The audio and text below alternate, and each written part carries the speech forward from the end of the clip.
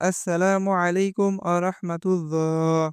আজকে আমরা জানবো অলসতা এবং ছোট্ট বাচ্চাদের খারাপ অভ্যাস দূর করার জন্য কোন আমলটি করতে হবে।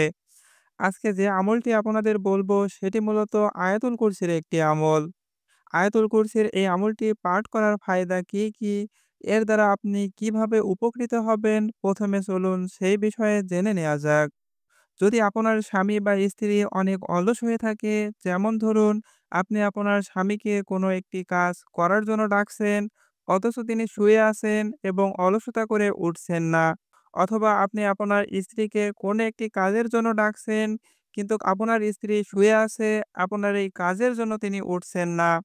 বারবার ডাকার পরেও তিনি শুয়ে আছেন, তাহলে এমন অলসতা দূর করার জন্য আপনি আয়াতুল কুরসির এই আমলটি করতে পারেন।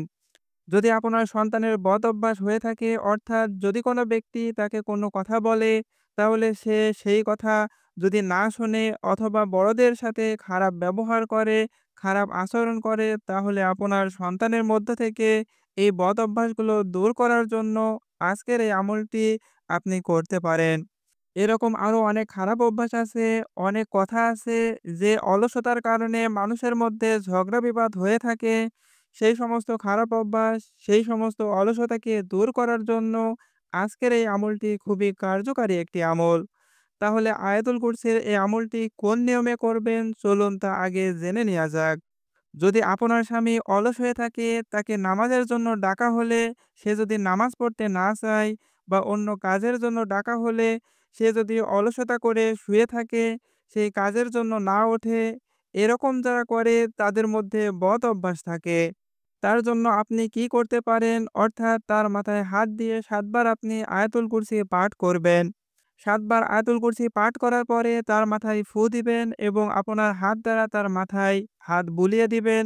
যদি আপনার সন্তানের মাঝে বদ অভ্যাস হয়ে থাকে, অর্থাৎ আপনি তাকে যেভাবে চলাফেরা করতে বলেন, সে যদি সেভাবে চলাফেরা না করে, খারাপ ছেলেমেয়েদের সাথে যদি চলাফেরা করতে থাকে, তাহলে আপনি আপনার সন্তানের জন্য এই আমলটি করতে পারেন। এতে করে ভালো উপকার পাবেন ইনশাআল্লাহ। আয়াতুল কুরসি একটি গুরুত্বপূর্ণ এবং কার্যকারী আমল। আয়াতুল কুরসির ফজিলত রয়েছে, কিন্তু আয়াতুল কুরসির ফজিলত নিয়ে আলোচনা করিনি। যদি আপনারা চান তাহলে ইনশাআল্লাহ আমি পরবর্তী ভিডিওতে এই বিষয়ে আলোচনা করব।